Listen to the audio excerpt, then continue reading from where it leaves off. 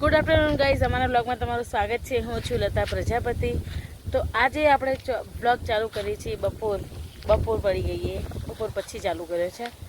તો એક વાત કેવી હતી મારે, આજે છે ને મેં એક વિડીયો જોયો છે. વિડીયો મેં જોયો છે માતા પિતા વિશે કહો કે સાસુ સસરા વિશે? સાસુ સસરા વિશે જ કહેવાય. તો એમાં એવું છે કે મમ્મી પપ્પા, ઘરના મેમ્બર્સમાં પતિ પત્ની અને એક નાનકડો કેટલા વર્ષનો 5-7 વર્ષનો છોકરો હશે અને એક બેબી, એ પણ 4 વર્ષની 5 વર્ષની હશે. તો એવી ફેમિલી હતી. ફેમિલીમાં શું થયું ખબર કે મેં તમને કીધું કે ફેમિલીમાં ટોટલ 6 મેમ્બર્સ હતા. તો 6 મેમ્બર્સમાંથી પહેલાં જ આપણે વહુનો દાખલો લઈ લઈએ. તો વહુ છે ને, દીકરો બહાર જાય એટલે સાસુ સસરા હેરાન કરે ને એમ કે કામ કરો ને તમે અમારા ઉપર બોજ છો ને એવું બધું સંભળાવતી હતી વહુ. હા, અને જ્યારે દીકરો ઘરે આવે એટલે પોતે કામ કરવા માંડે અને મમ્મી પપ્પા સાસુ સસરાને આરામ પર સુવડાવી દે કે બેસો ને એવું રીતે. એટલે છોકરાને એવું લાગે કે મારે વાઈફ કેટલું કામ કરે છે એમ. તો એવું રોજ કરવા માંડી. એ લેડીઝ છે ને રોજ એવું જ કરવા માંડી. જે વહુ છે ને એ રોજ એવું જ કરવા માંડી. રોજ એવું કરે એટલે છોકરાને એમ થયું કે મારા મમ્મી પપ્પા તો આરામ જ કરે છે, હું મારી વાઈફને કેટલું કામ કરે છે મારી વાઈફ એમ. મમ્મી પપ્પા તો આમ સહેજે કંઈ આમ કામ કરતા નથી, સહેજે એમ. એટલે જ્યારે જોવે ત્યારે દીકરાને એમ બેઠેલા દેખાય એટલે દીકરાને તો એવું જ લાગે કે કંઈ કામ નહીં કરતા હોય એમ. પણ એ નાનો છોકરો છે ને એ રોજ જોવે, દરરોજ એ સ્કૂલે જાય, સ્કૂલેથી આવે એટલે રોજ જોવે કે મારી મમ્મી છે ને મારા દાદા દાદીને હેરાન કરે છે. તો એ છોકરાએ શું કર્યું ખબર હે? રોજ જોતો તો પછી એ છોકરાએ એની મમ્મીને એવું કીધું, મમ્મી તું દાદી દાદાને કેમ આટલા હેરાન કરે છે? તો કે એની મમ્મીએ એવું કીધું એને, તને ના ખબર પડે, તું હજી નાનો છે, તારું કામ કર. છોકરાએ એકવાર નહીં, 1, 2, 3 વખત, એવી રીતે 3-4 વખત એ છોકરાએ એવું કીધું કે તું દાદી દાદાને કેમ હેરાન કરે છે. પણ તોય છતાંય છોકરાને એવો જ જવાબ મળે, તું નાનો છે, તને ના ખબર પડે, તું ચૂપચાપ રહે, એવું બધું જ કહેતા હતા એના મમ્મી. બરાબર. પછી છોકરો, એના જે માતા પિતા છે, સાસુ સસરા, દાદા દાદી, એનો સુપુત્ર, ખબર પડે સુપુત્રમાં? તો સુપુત્રએ શું કર્યું ખબર હે? એણે એવું કે મમ્મી પપ્પા આપણે કંઈ કામના નથી, તો મમ્મી પપ્પાને આપણે ચાલ ના કે વૃદ્ધાશ્રમમાં મૂકી આવીએ. તો એ લોકોએ તો એના મમ્મી પપ્પાને કીધું, મમ્મી પપ્પા તમને હું જ્યાં મૂકવા જઈ રહ્યો છું ને અહીંયા તમારા ઉંમરના જ બધા લોકો છે અને અમારા જોડે તમે શું વાતો કરશો, પણ ત્યાં જશો ને એટલે તમને તમારા ઉંમરના બધા મળશે, તમને એના જોડે વાતચીત કરશો, તમને સારું લાગશે. તો મમ્મી પપ્પાને એવું ત્યારે એવું બધું સમજતા નતા કે વૃદ્ધાશ્રમ હોય કે એવું બધું, એ લોકોને એવો ખ્યાલ નહીં હોય. એટલે એ લોકો કે હા બેટા, એવા અઠવાડિયું કે એવી રીતે વાતો કરીએ આપણા ઉંમરના લોકો જોડે તો આપણા મનને શાંતિ થાય, તો મને મૂકી આવજે, એવું કીધું. પણ જે નાનું બાળ હતું ને એને ખબર પડી કે મમ્મી પપ્પા છે ને દાદા દાદીને વૃદ્ધાશ્રમ મૂકવા જવાના છે. તો એ નાના છોકરાએ શું કીધું ખબર હે? મમ્મી પપ્પા તમે દાદા દાદીને જ્યાં મૂકવા જઈ રહ્યા છો ને ત્યાં તમારી પણ જગ્યા કરતા આવજો, કેમ કે હું પણ કાલે મોટો થઈશ, કાલે મારા ઘરમાં પણ વાઈફ આવશે અને પછી હું આવી રીતે જ તમને વૃદ્ધાશ્રમ મોકલીશ. પછી છોકરાએ એવું કીધું ને કે તમને પણ હું એવી રીતે જ વૃદ્ધાશ્રમ મોકલીશ. તો એના મમ્મી પપ્પાને એમ થયું કે આપણે કંઈક ગલત કરી રહ્યા છીએ. આજે આપણે કરીએ છીએ, કાલ આપણો પણ વારો આવશે ને. તો રિયલી સાચી વાત છે. આ વિડીયો જોયો ને મેં તો મને પણ ખુદને એમ થયું કે આપણે જેવો કર્મ કરીશું આપણો બાળક જોશે તો એ પણ શીખશે જ અને એ પણ આપણા જોડે એવું જ વર્તન કરશે. અને હા, કદાચ તમે દુનિયાની આગળ સારા રહીને બતાવી શકો છો, પણ ભગવાન આગળ કોઈ સારું રહી શકે છે? ભગવાનને તો બધી જ ખબર હોય કે આપણા કેટલા પાણીમાં છીએ ને કેટલા દૂધમાં. સાચી વાત છે કે ખોટી વાત? અને કહેવા જઈએ તો હમણાંની એ તો કહાની હતી, પણ હમણાંના આમ વિચાર કરીએ ને આપણે તો હમણાં પણ એવા ઘણા કિસ્સા છે ઘરોમાં, એવા આપણા જ સમાજમાં ઘણા બધા કિસ્સા એવા હશે કે સાસુને હેરાન કરતા હોય, સાસુ વહુને બનતી ના હોય ને. તો સાસુ વહુને બનતી ના હોય તો પહેલાંની પરંપરા છે કે ભાઈ સાસુ વહુને નથી બનતી. પણ હું એમ કહેવા માગું છું, ચલો સાસુ ના સમજી શકે પણ આપણે તો સમજી શકીએ ને, વહુ તો સમજી શકે ને. તો વહુ જો સાસુને સમજી સાસુ, કેમ કે સાસુને પહેલાંથી સાસુમાને આપણે કેવી રીતે રહેવાની આદત હોય, એમનું રાજ ચલાવવાની આદત હોય, તો એમનું રાજ જ રહેવા દેવાય ને ઘરમાં. કેમ કે વડીલનું રાજ રહે તો આપણને શું ફરક પડી જાય કે ફરક. તો એમનું રાજ રહેવા દઈએ ને તો ક્યારેય ઝઘડા ના થાય. અને અમુક સાસુ હોય એવા કે એમ વહુની આમ ગમે ત્યાં નિંદા કરતા હોય, પણ કરવા દેવાની. કોઈ સાસુ એવા હોય ને તો કરવા દેવાની નિંદા કરવાથી કંઈ નથી થતું, થાય છે કંઈ. એટલે આપણે તો ભાગ્યશાળી છીએ, આપણા સાસુ તો બહુ જ સારા છે. અને હું કેવી છું એ તો મારા સાસુમાને ખબર છે, બરાબર. એટલે આપણે કહેવાની જરૂર નથી. પણ કહેવાનો મતલબ કે એમ ઘણા ઘરોમાં મેં આવું જોયું છે કે સાસુ બહુ બોલતા ના હોય, ક્યાંક સાસુ બહુ ઝઘડા થતા હોય, સાસુ વહુની કાપતી હોય, વહુ સાસુની કાપતી હોય. અરે એવું બધું ના કરો યાર. ઘરની ખોદણી કરવાની, કેટલા દિવસ કરશો? નહીં કરવાની. હા, કંઈક ભૂલ થતી હોય, આપણી ભૂલ થતી હોય તો આપણે એમને એ આપણને બોલશે. આપણી ભૂલ હોય તો આપણે એમની ભૂલ હોય તો આપણે કહેવાનું કે મમ્મી આમ, બરાબર. પણ આવું નિંદા કરવાથી શું મળશે? કંઈ મળશે? તો હું બધા જેટલા બધા વિડીયો જોઈએ ને, જે વહુ જોતી હશે સાસુ મોકલજો, સાસુ જોતી હશે વહુ મોકલજો, એમ કે ક્યારે કોઈની નિંદા કરવી નહીં. અને વહુને દીકરી જેવું રાખો અને સાસુને માં જેવું. જો સાસુ માં ના બની શકતી ને તો આપણે દીકરી બનીને રહેવા માંડવાનું. ક્યારેક તો સાસુ માં બની જ જશે. જો મારા કિરદારમાં તો એવું છે ભાઈ કે હું કેવી છું એ તો તમને ખબર નથી, પણ મારા સાસુમાં બહુ જ સારા છે. એકદમ માં જેવી ફિલિંગ આવે છે. એટલે માં રાખે એવું જ રાખે છે. હવે જો સાસરીમાં છીએ એટલે કામ તો કરવું પડે. પછી તમે એવું વિચારો કે મમ્મી આપણા જોડે કંઈ કામ નથી કરાવતી અને સાસુમાં તો બધું કામ કરાવડા, તો ભાઈ જો સાસરીમાં આવો તો કામ તો કરવું જ પડે. એમાં કોઈ આમ નોનસ્ટોપ ના લગાવાય કે ના ભાઈ અહીંયા મમ્મી પપ્પા આપણને કામ નહોતા કરવા દેતા તો અહીંયા નહીં કામ કરવાનું, એવું બધું ના હોય. પણ હા, એટલું છે કે અહીંયા આપણે આપણાથી થતું હોય એ બધું કામ કરીએ ને તો બધાને વાલા જ લાગીએ, કોઈને ખરાબ ના લાગીએ. હા, સમજીએ આપણે કે કોઈની તબિયત સારી ના હોય તો ના કરી શકીએ. એ તો આપણે સામેવાળું મેમ્બર્સ પણ સમજે, ઘરના મેમ્બર્સ હોય બધા એ આપણને. તો ગાઈસ, મેં તમને આટલું બધું કીધું હોય ને, સલાહ આપી. પણ કોઈ વડીલ જોતા હોય વિડીયો તો એવું ના સમજતા કે મેં તમને સલાહ આપવા માટે વિડીયો બનાવ્યો, એવું બધું ના સમજતા. તો જેટલું આપણે કહીએ ને એટલી વાત સારા માટે જ કીધી તમને બધા. તો તમે ટ્રાય કરી જોજો. 1 મહિના, 2 મહિના, 3 મહિના, 4 મહિના રિઝલ્ટ નહીં આવે પણ પછી રિઝલ્ટ આવશે ખરી, પાક્કું છે. અને હા, આ વિડીયો જોયો ને એ પ્રમાણે જે વિડીયો મેં તમને કીધો ને સેમ એવું ના થાય. એમ તમારું જ બાળક તમે તમારા બાળકની નજરોમાં પડી ના જાઓ, એનું ખાસ ધ્યાન રાખજો. કેમ કે એક વખત પડી ગયા ને તો પછી કોઈ મતલબ નહીં, લાઈફનો કોઈ મતલબ નહીં. તો ચલો હવે આપણે પણ આરામ કરી લઈએ, બપોર પડી ગઈ છે. તો વિડીયો તમે જોયો તો એટલે તમે લોકોને શેર કર્યો. તો અમારા વિડીયો તમને કેવા લાગે છે કોમેન્ટ કરજો. અને બપોર પછી આપણે મળીએ. તો ઘડિયાળમાં વાગી ગઈ 3:30 ને આપણે લેવા આવ્યા છીએ કપડાં અને મોસ્ટ ઓફ અમે ઉઠી ગયા છીએ. સૂતા હતા કેટલા વાગે ખબર? 2 વાગે. 3:30 ઉઠ્યા છીએ તો ફટાફટ કપડાં લઈએ, પછી છાણ નાખશું તો વ્લોગમાં બનાવી દે છે. ઓકે, અઠ્યામાં દીકો અઠે ખાટલા પર બેસોમાં દીકો. ઓકે,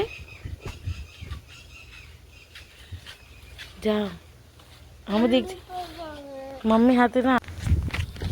તો ગાઈસ, આપણે આવી ગયા તો છાણ નાખવા માટે. જોઈ શકો છો તમે, પ્રૂફ બતાવવું પડે મારે. અને અમારી મગફળી જોઈ શકો છો કેટલી મસ્ત છે, નજીકથી પણ બતાવી શકો છો. એવું કહેવામાં આવે છે કે કરમાળું મગફળી છે, કરમાળું 37 નંબર. તો મગફળી તો દૂર દૂર સુધી બહુ મસ્ત દેખાય છે. તો ભગવાનને પ્લે કરજો કે મારી મગફળી બહુ સારી થાય અને બહુ વધારે થાય એવી. અને બીજું શું કહેવાનું હતું કે વાતાવરણ જુઓ તમે, લાગે કે વરસાદના દિવસો ચાલે. મેઘરાજાને વરસવું જ નથી બનાસકાંઠામાં. આવું ના કરો યાર. પાણી છે એને લોકોને વાંધો નથી, એ બિચારા ખેતર ખાલી પડ્યા છે. તો પ્લીઝ જલ્દી આવો, જરૂર છે તમારી. તો ચલો આપણે કામ કરીએ આપણું. મેઘરાજા તો આવશે એમનો ટાઈમે. તો ગાઈસ, મને ભાવનાબેન પ્રજાપતિની કોમેન્ટ છે કે તમે સાર લેવા નથી કેમ જતા એમ. તો ભાવનાબેનને એટલું જણાવવા માગું છું કે હું સાર લેવા એના માટે નથી જતી, કેમ કે અમે સવારમાં સાર વાટીને લાવી દઈએ, એટલે છે ને બપોરે ના જવું પડે 3 વાગે, એના માટે ખબર પડી. તો અમે સવારમાં વાટીએ છીએ સાર, એના માટે અમે બપોર પછી નથી જતા. તો ભાવનાબેન તમને આન્સર આપી દઈએ છીએ, કેમ કે અમે દરેક કોમેન્ટનો રિપ્લાય નથી આપી શકતા, એટલે અમે તમને વિડીયો થ્રુ રિપ્લાય આપીએ છીએ. તો ભાવનાબેન સુધી પહોંચાડી દેજો વિડીયો. તો ગાઈસ આપણે છાણ તો નાખી દીધું છે, તો હવે અહીંયા બધું વાળી દઈશું. પછી આપણે વાસણ ઘસીશું, વાસણ ઘસ્યા પછી કપડાં હંકેલીશું, અને કપડાં હંકેલ્યા પછી આપણે સંધ્યાવારી કાઢશું. તો ફટાફટ કામ કરી દઈએ, પછી તમને મળીએ. ઓકે, તો બ્લોગમાં બન્યા રહેજો. અને હા, અમારા વિડીયો તમને ગમે તો લાઈક, શેર અને સબસ્ક્રાઈબ કરવાનું ભૂલશો નહીં. તો ગાઈસ રાજભાઈએ ને જો શું બનાવ્યું ખબર હે? તો આ રાજ એમ કહે કે બરફ બનાવવા મૂકો. રાજ શું કરવાનું? અને એ રાજ, અને શું કરું બેટા? આ ક્યાં મૂકું? આ ક્યાં મૂકું? ફ્રીજમાં મૂકું બરફ બનાવવા માટે? Okay okay. તો ગાઈસ રાજભાઈ કહે છે કે આને બરફ બનાવવાનો હોય. એ કેવું કરે ખબર? આ બરફ બનાવશે, પછી એના દાદી છે ને એના પગ પર થોડો સોજો આવે છે ને, તો એ આ લીમડાવાળો બરફ છે ને એમના પગ પર ઘસશે. તો ચલો હવે આપણે ફ્રીજમાં મૂકી દઈએ. તો ગાઈસ આપણે આવી ગયા છીએ આ બાજુ. જો તમારા ક્યુટી પાઇપ બતાવું તો જો આ ક્યુટી પાઇપ કેવું છે, મસ્ત મજાનું છે ને. મેં દાદી નહીં મારી, સાચું કહું. दादी जुट्ठू बोले. बेटू हम देखजे. हाँ बाजू बेटू, आ बाजू देखो ना. लालो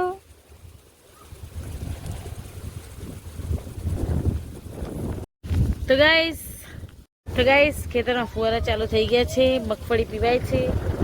જો તમે, અને આજનું વાતાવરણ જો વરસાદ જેવું બિલકુલ નથી લાગતું. તો ગાઈસ ઘડીમાં વાગી ગયા છે 5, અને આપણે ગાય ભેંસ દેવાનો ટાઈમ થઈ ગયો હોય તો આપણે દોઈ દઈશું. અને બહારનું વાતાવરણ તમે જોઈ શકો. રાજભાઈ જો અહીંયા બેઠા છે, રોજના જેમ અહીંયા બેઠા જ રહે છે. તો ચલો હવે આપણે આપણી ડ્યુટીમાં જોઈન થઈ જઈએ. તો બ્લોગમાં બન્યા રહેજો. શું? તો ગાઈસ ચલો હવે ગાય ભેંસ દોવાની. તો ચલો ફટાફટ.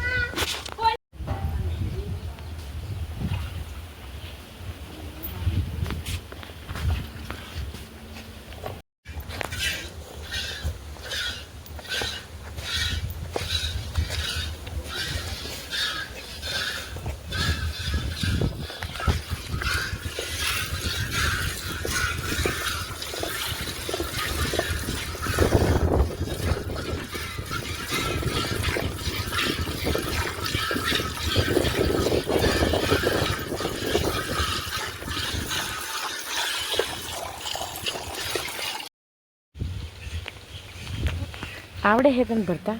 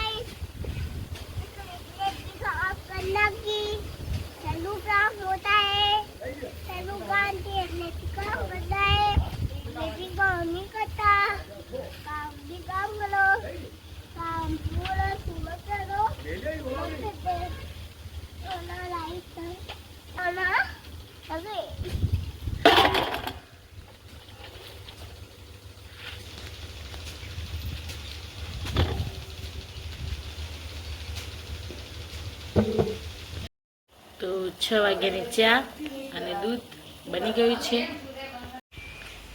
તો ગાઈસ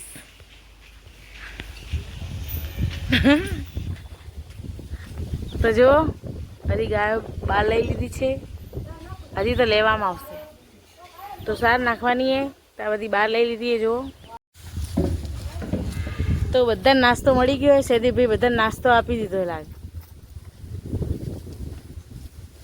તો ગાઈસ ચલો હવે આપણે રસોઈ કરવાનો ટાઈમ થઈ જશે એટલે રસોઈ કરી દઈશું. અને બહારનું વાતાવરણ જો, વરસાદ દૂર દૂર સુધી નહીં દેખાતો. તો ગાઈસ જો સાર નાખવા આવે સૈદીભાઈ. જો ગાઈસ સૈદીભાઈ જો આ શું હે સૈદીભાઈ? ખાખું કહેવાય. તો જો સૈદીભાઈ ખાખું નાખી રહ્યા. બિયાતા નહીં. જો સૈદીભાઈ डर के आगे जीत है.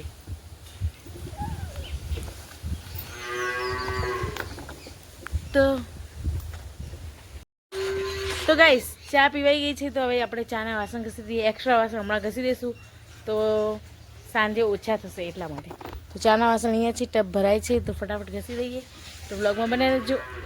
ઓકે ગાઈસ આ સેટઅપ જોઈને તમને શું લાગે છે કે શું બનાવું છું હું? તો આપણે મીઠું અને જીરું, લસણ અને લીલા મરચાં વાટી દઈએ ફટાફટ. લસણ વાટી દીધું છે, લસણ અને લીલા મરચાં. તેલ ગરમ કરવા માટે મૂકી દીધું છે. આવી રીતે લોટ નાખવાનો. જો ચણાનો લોટ ના હોય તો બાજરીનો લોટ નાખી દેવાનો. આવી રીતે મિશ્રણ તૈયાર કરી દેવાનું. ડુંગળી કાપી દેવાની. ચલો હવે તેલ મૂકી દીધું છે. રાઈ ફૂટી ગઈ છે એટલે આપણે એમાં લીલા મરચાં, લસણ આવી રીતે હોય એટલે આપણે હળદર અને મીઠું નાખી દેવાનું. હવે એની અંદર આપણે જે છાશ અને લોટ મિક્સ કર્યો હતો એ નાખી દેવાનો. અને જો છાશ ખાટી હોય તો પાણી રેડવાનું. તો કઢી તમે જોઈ શકો છો. હવે એની અંદર આપણે ડુંગળી એડ કરીશું. એટલે ડુંગળી હવે નાખવાની એટલે એને ચડી જાય જોડી જોડી.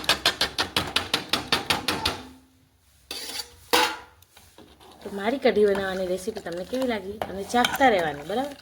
ચાખી લેવાની, ખાતી તો નહીં. જો આપણે લાલ મરચું એડ કરવું હોય ને તો કરી શકાય. નાખી દેવાનું થોડું એટલે સારો ટેસ્ટ આવે. હવે આપણે મિક્સ કરી દઈશું. હવે એને ઉકળવા દેવાની ક્યાં સુધી જ્યાં સુધી ઓલા લીલા મરચાં પ્લસ કે ડુંગળી ચડી ના જાય ત્યાં સુધી.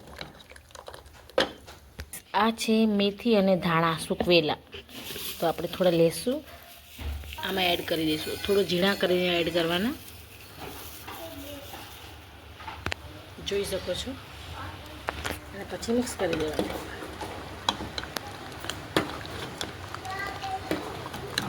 તો કેવી લાગી અમારે કઢી બનાવવાની રેસીપી કોમેન્ટ કરજો. તો ફાઇનલી ગાઈઝ અમારે કઢી રેડી થઈ ગઈ છે એકદમ મસ્ત મજાની. તો તમારે પણ ખાવી હોય તો આવતા રહો અમારા બનાસકાંઠામાં, તો તમને પણ ખાવા મળશે. અને સાચું બોલજો, કેવો લુક છે ને બાકી જોરદાર. લાઇટ છે ને એટલે એવું દેખાય છે, નકર જુઓ. તો ભાત પણ મૂકી દીધા છે કેમ કે કઢી સાથે ભાત સારા લાગે. ઓકે મૂકી દીધું છે. તો રોટલા સાથે આજનો બ્લોગ આપણે પૂરો કરીએ છીએ. તો અમારા વિડીયો તમને ગમે તો લાઇક, શેર અને સબસ્ક્રાઈબ કરવાનું ભૂલજો નહીં. બાય, ગુડ નાઇટ, જય